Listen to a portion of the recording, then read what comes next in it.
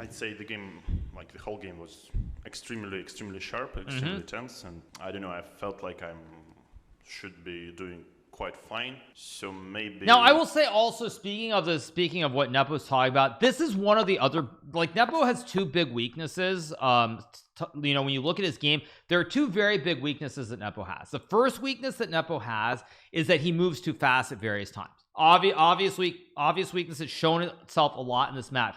One of the other big weaknesses that Jan has, I'm aware of the board, you guys, is that Jan is too optimistic. Now, one of the things that we don't stress enough about Magnus Carlsen that I have to say is that Magnus Carlsen is always objective. Like, he never starts feeling like he's completely winning or he's optimistic. He's very objective in a way that most other players are not, even at the critical moments. And what we see in this game is that Jan says a very tense game, but Jan is way overestimating his position here, thinking he's better. Anish mentioned that Jan is over optimistic. So yeah, the second big weakness that Nepo has is he is way too optimistic. Now obviously there are times you should be, there are times you should not be, but it is something where when he says he's completely fine, I actually felt for much of the game that Ding was doing quite well. Like, I mean, Nepo probably assumed that with all these pieces on the king side, he's better.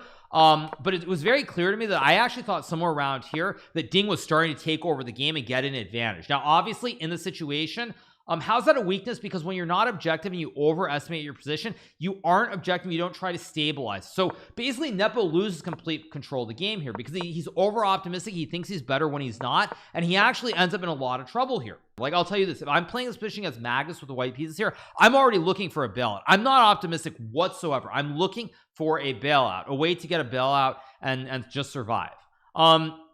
So, you know, it can be a booster, but it can also be very bad.